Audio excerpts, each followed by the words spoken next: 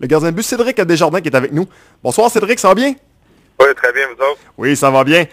Tout d'abord, j'aimerais savoir, est-ce que tu étais surpris que l'organisation de Tampa Bay te laisse devenir joueur autonome sans compensation quand on sait que tu as passé presque toute ta carrière avec cette organisation?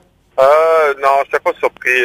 Ils ont deux jeunes gardiens de but européens qui rentrent dans leur organisation. Puis c'est une manière un peu un échiquier. Puis un peu durant la saison cette année, à la fin, ils jouaient un petit peu moins étant donné que ils voulaient justement faire jouer un petit peu plus de jeunes étant donné. C'est une ligue de développement, la Ligue américaine, donc certaines équipes doivent faire des décisions. Puis je pense que c'était un peu un commun accord là, que je ne signe pas avec Tampa Bay. Puis personnellement, j'avais peut-être besoin d'aller ailleurs pour réaliser mon rêve puis tout. Puis je pense que l'organisation de Tampa Bay a été super, m'a vraiment aidé tout le long de mon cheminement pour me rendre là. Mais la seule chose, c'est que je pense que l'année dernière, un peu, c'est concrétisé le tout, là, qu'eux voulaient aller de l'avant avec des jeunes. Tu as opté pour l'organisation des Rangers de New York, Cédric. Outre cette équipe, est-ce qu'il y avait d'autres équipes dans le portrait? Il y avait quelques équipes, mais je dirais que les Rangers se sont vraiment manifestés là, la veille du 1er juillet, puis le 1er juillet au matin, c'était fait, puis c'est un offre de 2 ans que je ne pouvais pas refuser, puis ça faisait un peu partie d'une bonne je voulais aller dans une bonne organisation, avoir un peu de stabilité, puis avoir un rôle, s'ils ont besoin de moi, je peux être prêt, puis je pense que ça concordait vraiment ce que je recherchais, puis personnellement, là, je suis vraiment fier de pouvoir porter le chandail des Rangers et aussi de la Hartford là, dans le cas de la Ligue américaine. Non? Le prestige de l'organisation, est-ce que ça a eu un certain regard également pour toi, le fait que les Rangers, qu'est-ce que ça représente? C'est une des 6 équipes originales, c'est la Big Apple, c'est tout ça? Je te dirais que ça ne nuit pas. Dire que ça a été ma première décision, peut-être pas, mais je dirais, j'ai été choyé de jouer avec deux organisations phénoménales avec les Canadiens puis le Lightning. Puis c'est sûr que d'avoir une équipe stable, une équipe avec autant aussi de richesse dans leur histoire un peu, c'est sûr que c'est un petit velours, si on veut dire, mais je pense pas que ce soit j'ai basé vraiment ma décision envers ça, mais je pense que c'est plus une organisation mature qui ont beaucoup qui ont quand même, ils sont à côté dans le masse salarial, ils ont peut-être besoin de donner la chance à un gardien de but qui leur coûte moins cher. C'est un peu une forme stratégique que j'ai vue, mais de là à dire que c'est vraiment, on s'entend que les Rangers font partie de l'élite au niveau de la Ligue nationale, donc c'est difficile de refuser quand une équipe comme ça se manifeste. Ils ont vraiment manifesté un grand intérêt, donc je ne pouvais pas dire non. Là. Advenant le cas que tu débutes dans la Ligue américaine de hockey, j'imagine que si jamais il y a une blessure, tu pourrais être le premier appelé? Oui, c'est sûr. Ça fait partie de mon rôle. C'est principalement mon rôle en ce moment. Puis ça peut changer vite. Cam Talbot a connu une super de belle saison comme deuxième gardien de but à Longquist l'année passée. Un peu comme l'histoire un peu de la saison l'année passée des Rangers. Mais dans le cas qui fait vraiment trop bien l'année prochaine, mais il tombe à Jean libre, lui, de son côté, il va peut-être rechercher de jouer plus, justement. Donc, moi, ça peut peut-être me donner une chance. C'est un peu ce que je me dis personnellement.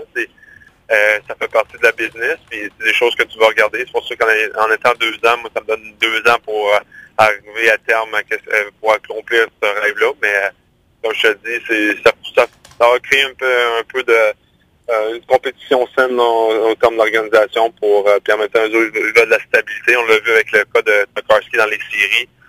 Ça peut arriver aux Rangers. Tout le monde n'est jamais à l'abri de ça. Donc, c'est un peu le rôle que je vais jouer là-dedans. Là. C'est sûr que tu as hâte de relever ce nouveau défi. Je veux qu'on parle un peu du Bootcamp, tournoi que tu présides et que tu organises. Puis, je crois que c'est la 3e édition cette année. C'est bien ça? Oui, c'est bien ça. 3e édition. On passe de 4 à 6 équipes. On déménage à Sainte-Foy. On essaie d'aller chercher les jeunes de hockey mineur dans la région de Sainte-Foy, dans la région de Québec aussi. Puis, comme je vous dis, ça a été un succès les 2 premières années. Puis, on veut passer ça à un autre niveau. On veut changer un peu, puis amener plus de personnes, de gens pour découvrir de jeunes joueurs. Honnêtement, moi, personnellement, il y a certains joueurs que je connaissais moins. Puis, au Bootcamp, j'ai pu les redécouvrir. Puis, un gars comme Nikita Kucherov, qui est arrivé avec les Tampa Bay cette année, puis qui a brûlé la Ligue américaine avant de monter à la Ligue nationale.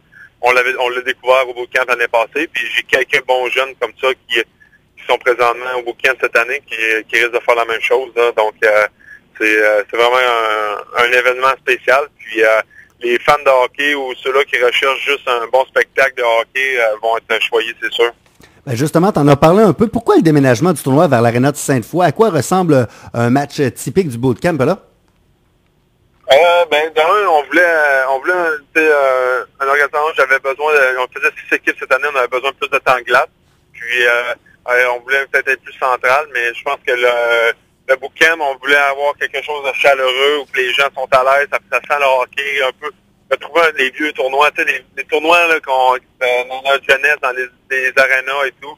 Puis une compétition saine en même temps de notre part, mais faut se préparer, mais en même temps que les joueurs puissent vraiment sentir que les partisans sont tout près, puis que les partisans de leur côté soient vraiment tout près de la patinoire en même temps. Donc c'est un peu un concours de circonstances aussi, puis je pense que jusqu'à maintenant, les billets se vendent comme le dire. Donc pour nous, d'avoir le plus de gens possible, c'est notre but, puis en même temps de ramasser le plus de fonds pour la Fondation québécoise du cancer.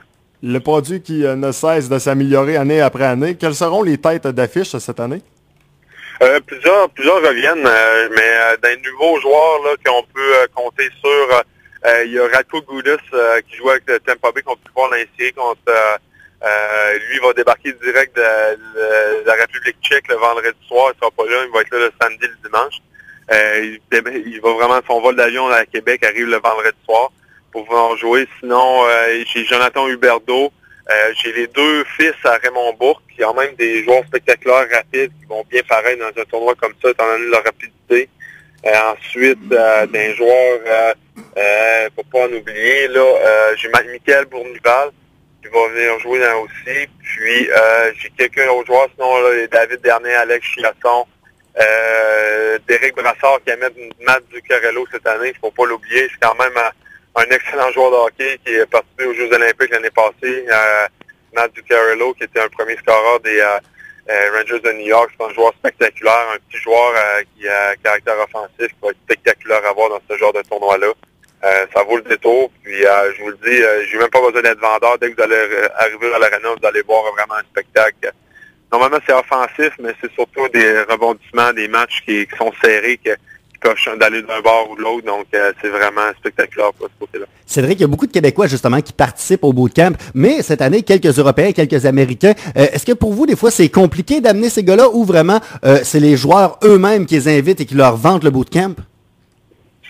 Je te dirais, d'avoir 2 années sous la cravate, on veut dire, ça nous aide. Les joueurs savent, regarde, on a un produit solide, donc c'est plus facile de les...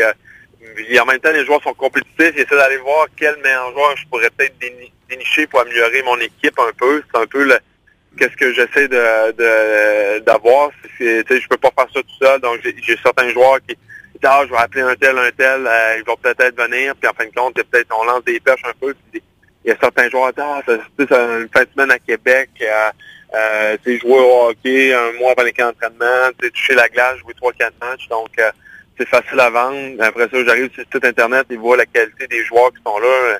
Je dirais que le 2 tiers ont joué la Ligue nationale l'année passée, donc le calibre est quand même très... donc c'est facile à vendre, puis comme je te dis, il y a plusieurs joueurs qui vont me chercher des joueurs de l'extérieur, ils disent, je vais appeler un de mes chums, puis il y a plusieurs gars qu'on a essayé cette année, ça a moins marché, mais ils disent, peut-être l'année prochaine, ça donne mieux, je vais être là, tu sais. Puis c'est un peu comme ça que de fil en aiguille, là, on arrive avec un produit aussi relevé. Là.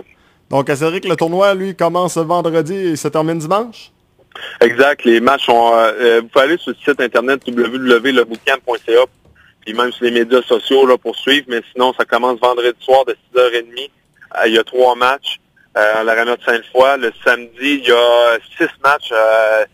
Puis je te dirais qu'il y a 2 équipes qui vont être éliminées le dimanche. Donc, les matchs du samedi, souvent le pas, veulent dire ils vont faire la différence. Puis, donc, le calibre devrait se relever. Puis les finales, comme je vous le répète, c'est à partir de midi. Dimanche, il va y avoir 2 demi-finales et une finale. Puis il y a l'encan silencieux qui est tout le long de la fin de semaine. Puis le dimanche, que les prix vont être remis. La plupart, c'est des objets promotionnels des joueurs. Sans que chaque joueur amène un produit ou quelque chose qu'ils peuvent donner aux gens, qui va être signé. Les joueurs sont accessibles pour voir, comme je vous dis, si ça vaut le détour. Puis j'invite tout le monde à venir passer une belle fin de semaine à l'Arena à Sainte-Foy, juste au coin 4 Bourgeois et Henri IV pour ceux qui sont moins familiers. Donc, ça devrait être un beau spectacle. Avec David Desharnais, Jordan Caron, Steve Bernier, Alex Chiasson, Gabriel Beaupré, Marc-Édouard Vlasic, est-ce que l'équipe de Cédric Desjardins va l'emporter?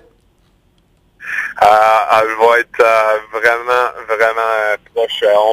Ça fait 2 années que je pars en finale là, cette année là-bas, selon moi. Choque-toi. Je suis dû, là. Cédric, un gros merci. Puis regarde, on invite les gens à y aller. C'est une superbe cause, c'est un super tournoi. Puis je un pense beau que spectacle. On peut pas voir meilleur hockey pour ce prix-là, ça c'est sûr et certain. Merci beaucoup. Merci, bye-bye. Merci, au revoir.